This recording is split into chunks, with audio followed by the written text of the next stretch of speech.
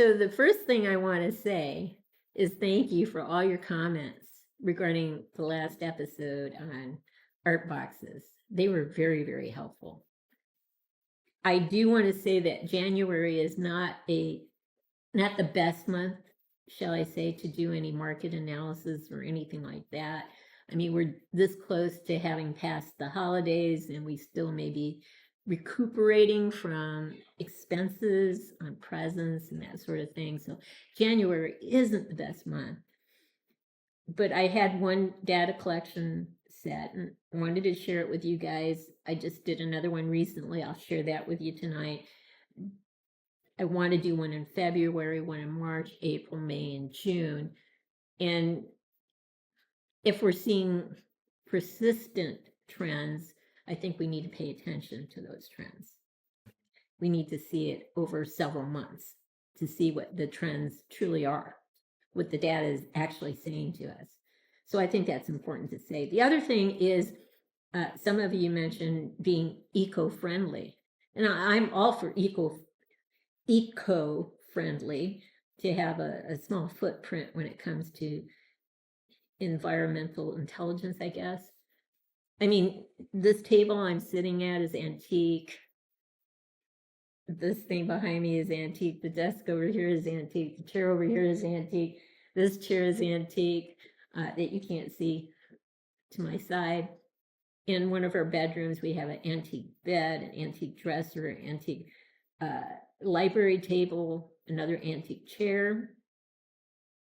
In the master bedroom, our furniture, the bed, the dresser, the mirror, 35 years old. In terms of the armoire and the some shelves that we use for displays, those two things are 30 years old. So the things that are most recent in terms of wood acquisition are our living room set, our couch, chairs, and recliner, and our kitchen dining table chairs. But they're between 5 and 10 years old. And we don't intend to replace anything soon unless our newest addition, which we found in our front yard, our kitten, Gabriella, Gabi, because she talked a lot, right? And she has a very fitting nickname, aka Little Evil, because right now she's going through the terrible twos in comparison to her life right now. She's still a kitten, so she's going through the terrible twos, and she is not being kind to the kitchen chairs. We're trying to train her not to be so destructive. I think we're making gains, but if she does destroy these chairs, we will have to replace these chairs. We're hoping not, though. So eco-friendly is one of the reasons why I pushed this art box idea, why I'm kind of advocating for it, in the sense that if we have a plain box, it has no value attached to it, and let's say the clamshell is made out of recycled paper, that can all be recycled. Even if it's plastic, it still can be recycled. If there's no value attached to it, it's going off to be recycled. So being eco-friendly, I think, is a wonderful idea. The other thing are kind of tied together. Some people mentioned that, just because a company is saving money, their production costs are going down, doesn't mean the savings will be passed on to us. That's true, unless you have very specific target populations. And Sideshow is now developing, based upon hot toys, very specific target populations. So if I go right now to God Loki, 1/6 scale, God Loki, which is an awesome looking figure. It's the best likeness of Loki that I've ever seen. The collector edition is $290. The artisan edition is $455. $45. I'm sorry, $445. So it's $155 from collector to artisan edition. Now, if you can subtract $55 from the collector edition, $290, and I can pay $235 for a basic model of God Loki in a plain box, cardboard box even, and recycled paper clamshell, I would be happy to pay $235 for the basic model. Now, if I can pay $225, I'll be happier still if I can pay $210 or $199.99. I will be thoroughly happy. So just because you have 3 target populations, it's going to force a toy company to create some separation in terms of pricing. So when you get the item from a distributor, you should see a difference in cost. So artisan edition is going to have a fancy art box, or maybe the same art box, but the collector edition is definitely going to have the art box. And the basic model is just going to be stripped down to maybe just a cardboard box. And if you get it from the distributor, it's genuine. That was another thing that was brought up. Copycats. How do we discourage copycats from replicating these figures? They're trying to do it, of course. But the head sculpts aren't ever that good. I can tell as soon as I look at a head sculpt, is this a Hot Toys head sculpt? Sometimes sellers on eBay, the secondary market, will do a bait and switch. They show you a photo of a Hot Toys head and send you an unbranded head. I can tell the difference fairly regularly. I don't think I've ever been fooled. I may be often saying that, but I really don't think I've ever been fooled. And if I do not believe I've gotten a Hot Toys head, I will ask for my money back and return the item. And most of the time, the seller will just say, yeah, that's okay, don't send it back. Just, keep it. It's not worth it to them to take it back. Let's just put it that way. So, yeah, copycats, there are other things that can be done if we're really consumed about that. But if we buy it from the primary market, from a respected distributor like Sideshow or Time Walker Toys or Big Bad Toy Store, we're getting the real deal. It's the secondary market that gets a bit dicey. There's got to be creative ways to minimize copycat stuff. Yes, the fancy smancy art box is one way to minimize that. It's cost prohibitive to try to make that. The copycats, they don't want to spend that kind of money, but maybe holograms will do it too. So on the secondary market, I think we'll still be protected if we can think of a way to make it cost prohibitive to fake an even basic box, like with a hologram. One thing is for sure, the head's going to tell me if I got the real deal or not. And since I'm protected on eBay, I'm not too worried about that stuff. So anyway, and there's little evil. So eco-friendly, I think that's important. And there she goes. And in a sense, my husband and I are kind of antiques as well. So we have a lot of antiques in here. Being eco-friendly is nothing new to us, and we value that immensely. Price separation, if there are different target populations, toy companies, you'll see the separation in terms of cost. So 3 different target populations will require 3 different prices by virtue of the fact that you're selling to 3 different types of customers. And the copycat thing, I think when we buy from reputable primary distributors, we're good to go.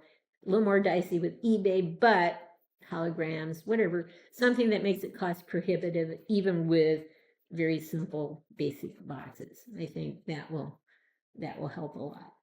So anyway, with all that said and done, let me go over the data that I just recently found. And again, it's January. We need to see these things repeated in February or March, April, May, June before we say, hey, this is something we need to pay attention to. So bear with me here. Let me pull this up. So I did the same type of search that I did last time. I typed in 1/6 scale, hit return, then looked at the sorting on the right top part of the page, and I sorted it according to auctions ending soonest or items ending soonest. And then I had 240 hits, and I went through all 240 hits to find items that were complete packages. Figure, clothing, accessories, art box, complete packages. All right, so out of the 240 items that I looked at, 48 of those items were complete packages with art boxes that had no bids on them. Out of the 48 items that I found that had 0 bids, and this started 8-9 hours ago, at the current time, all 48 of those items that started with 0 bids kept 0 bids. None of them sold. So 48 items didn't sell, and 10 of the 48 were hot toy figures. They didn't sell, even with their art boxes. So let's look at the things that did sell. 11 items sold. Of the 11 items, 7 were hot toy figures. Only 1 figure went up in price from the original Sideshow or that particular company, from the original list price to the sell price on eBay. Only 1 figure went up, and it wasn't a Hot Toys figure. It was a Mondo figure. Scare Glow Deluxe Timed Edition. I saw it. I wasn't impressed, but somebody must have loved it because it did sell for $365. The gain was $90. But we have to be cautious with calling that amount accurate, because when we look at the original list price on, let's say, Mondo on their website, it doesn't factor in shipping and handling or taxes. And the sell price on eBay does not take into account eBay seller fees. So that $90 is going to be stripped away by those costs, is my guess. How much? Who knows? But it's not going to be a $90 gain. It's going to be less than that. All the hot toy figures, though, lost money. So what lost money? Black Widow from the Winter Soldier lost $90. Shuri from Black Panther lost $127. Ahsoka Tano from Star Wars lost $154. And I'm just looking at Hot Toys now, just Hot Toys. 7 out of the 11. Avengers Endgame, or Thor from Avengers Endgame, lost $153. Captain America from Winter Soldier lost $104.99. And Odin from Thor lost $17.49. And finally, Captain America from Avengers Endgame lost $116.50. 116.50. So all losses. So we have 2 data sets.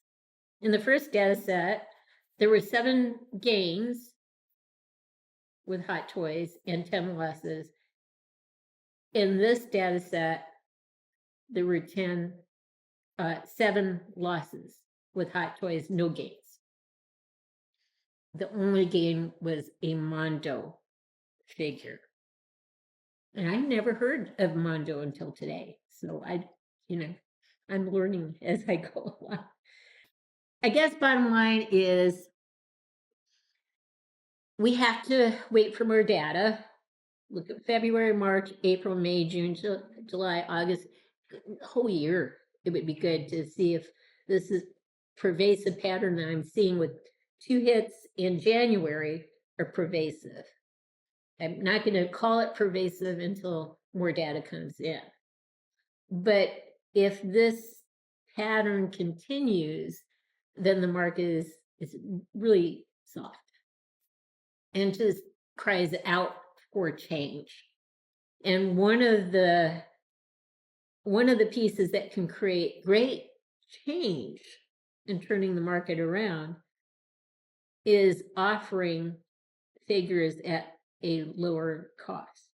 Not ignoring people who want art boxes, not doing that, but just paying attention to people who do not want them or the additional cost of having the art box, right? So that's my 2 cents anyway, right or wrong, is just my personal opinion that something has to happen if this is a pervasive theme, and time will tell if it is. But right now, so far for the month of January, which again is not the best month to collect data, so far we're not stepping on the right step. We'll see what time tells us though. I hope I've given you some things to think about. And if you've enjoyed the episode, please consider giving us a thumbs up and subscribing to our channel. In the meantime, everyone, please have a great day.